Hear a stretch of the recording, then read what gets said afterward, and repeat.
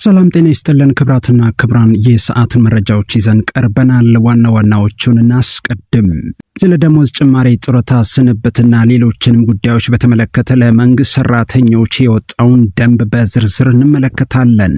ይህ በእንዲህ እንዳለ ለደሞዝተኞች አስደሳች ዜና ተሰምቷል። መንግስት ለሁለተኛ ጊዜ የደሞዝ ግብር ሊቀንስ መሆኑን አስታውቋል። ለደሞዝተኛው ኑሮ እጅጉን እየከበደ በመምጣቱ በገቢ ግብር ለመደጎም መወሰኑ ተመላክቷል። ከዚህ ቀደም መንግስት የደሞዝ ገቢ ግብር መቀነሱ ይታወሳል። በዚህም 2000 ብር ከደሞዝ ነፃ እንዲሆን መወሰኑ አይዘነጋም። የመጨረሻው 35% ግብር የሚከፈልበትን ከ10900 ብር ወደ 14100 ብር ከፍ መደረጉ አይዘነጋም። በአሁኑ ወቅት የሸቀጦች ዋጋ በየዕለቱ መጨመር፣ የቤት ክራይ መናርና የትራንስፖርት ወጪ መባባስ ቋሚ ደሞዝተኛውን የህብረተሰብ ክፍል እየፈተኑት ይገኛሉ። በዝርዝር እንመለከታለን። ለዚህ ቻናል አዲስ ከሆናችሁ ሰብስክራይብ በማድረግ ወቅታዊ ፈጣን መረጃዎችን በፍጥነት ማግኘት ትችላላችሁ። እስከ መጨረሻው አብራችሁን ቆዩ። ኑሮ እየከበደ በመምጣቱ ምክንያት በድጋሚ የደሞዝ ግብር ሊቀነስ መሆኑን ገንዘብ ሚኒስቴር አስታወቀም። በአሁኑ ወቅት የሸቀጦች ዋጋ በየዕለቱ መጨመር፣ የቤት ክራይ መናርና የትራንስፖርት ወጪ መባባስ ቋሚ ደሞዝተኛውን የህብረተሰብ ክፍል በተለይ የመንግስት ሰራተኛውን እየፈተኑት ይገኛሉ። መንግስት ታክስ በመቀነስ የሰራተኞችን ኑሮ ለመደጎም ማቀዱን አስታውቋል። የገንዘብ ሚኒስቴር ይህንን የገቢ ግብር ረቂቅ አዋጅ ማዘጋጀቱን ይፋ አድርጓል።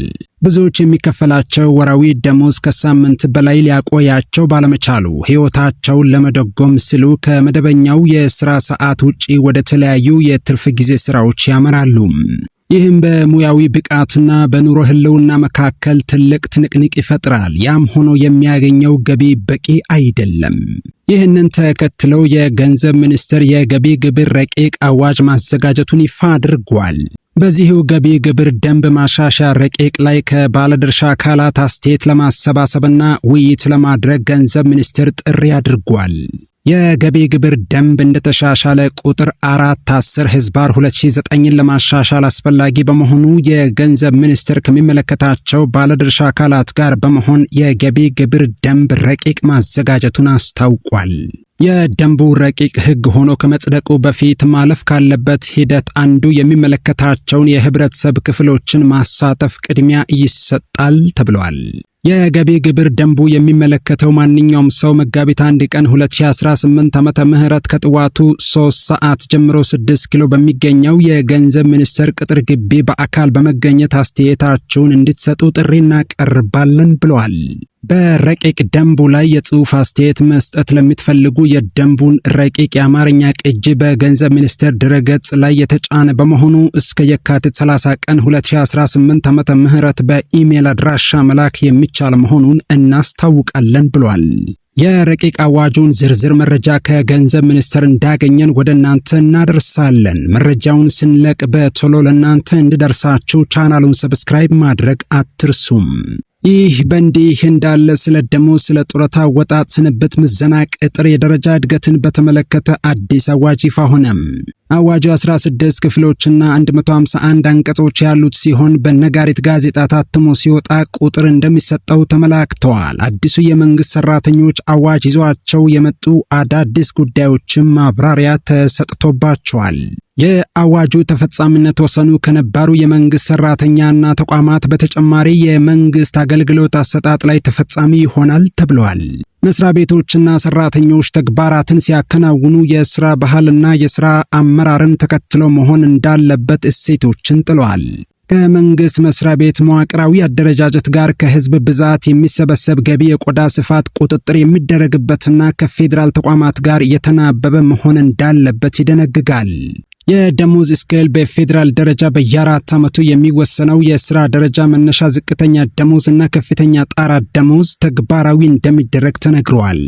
ከደሞዝ ጭማሪ ጋር በተያያዘ ሜሪትና የደሞዝ ቦርድ ይቋቋማል። ቦርዱም ሀገራዊ የመክፈል አቅምን መሰረት በማድረግ በየጊዜው የሚከሰተውን የኑሮ ውድነት ለመቋቋም የሚያግዝ የደሞዝ ጭማሪ ያደርጋል።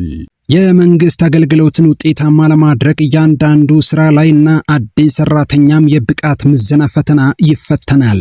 የሚቋቋመው የብቃት ምዘና ማዕከል ሰራተኞችን የብቃት ምዘና በመፈተን የሚያልፉት ወደ ስራ ይገባሉ፣ ያላለፉትን ደግሞ የማሟያ ስልጠና በመስጠት እንዲበቁ ያደርጋል።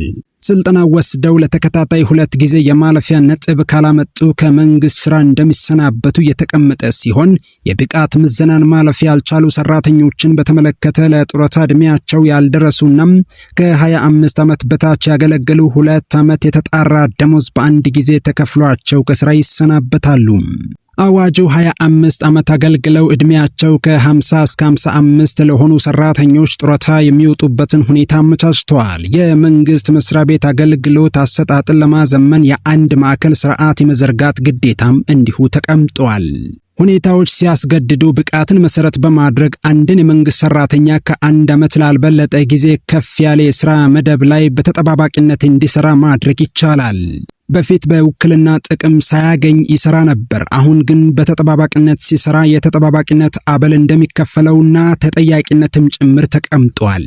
የመደበኛ የሥራ ሰዓት በፊት በሳምንት 39 ሰዓት የነበረው አስፈላጊ ሆኖ በተገኘ ጊዜ የአንድ የመንግስት ሰራተኛ በሳምንት ከ39 ሰዓት ሳያንስና ከ48 ሰዓት ሳይበልጥ ይሆናል። አንዲት እናት ከ3 ወር ያልበለጠ ሕፃን ልጅ ለማሳደግ በጉዲፈቻ ከተረከበች የ3 ወር እንደ ወሊድ ፍቃድ እንዲሰጥ ፈቅዷል። በስራ ላይ በአደጋ ምክንያት ለሚከሰት ሞት ለቤተሰቦቹ የ1 ዓመት ደሞዝ እንደሚከፈልም እንዲሁ ተቀምጧል። መስሪያ ቤቶች የሰራተኞችን ዲጂታል የመረጃ ቋት ማደራጀት አለባቸው። ይህም በተለያየ ምክንያት በሚፈጠር ችግር ሰራተኞችን ማህደር ለመጠበቅ የታሰበ ነው። ኦዲትና ኢንስፔክሽን ላይ የመንግስት ተቋማት አገልግሎቱን በሕግ ስለመስራቱ የማረጋገጥ ስራ እንደሚሰራ አዋጁ በአዲስ ያካተታቸው ጉዳዮች መሆናቸው ይፋ ሆኗል። ይህ አዋጅ በአማራ ክልል የፌዴራል መንግስት ሰራተኞች አዋጅን ለማስፈጸም የወጣ አዋጅ ነው። በአማራ ክልል ሲቪል ሰርቪስ እና የሰው ሀብት ልማት ቢሮ ተጠሪ ዳኛ ስለሺ አብርሃም አዲስ የወጡትን የፌዴራል የመንግስት አገልግሎትና አስተዳደር ፖሊሲና የፌዴራል የመንግስት ሰራተኞች አዋጅ ቁጥር 1353/2017 ለማስፈጸም አዋጁ መውጣቱን ተናግረዋል። ነባሩ የአማራ ክልል የመንግስት ሰራተኞች አዋጅ ቁጥር 253/2010 ሙሉ ባለመሆኑ አዲሱ አዋጅ መዘጋጀቱን እንዲሁ አንስተዋል።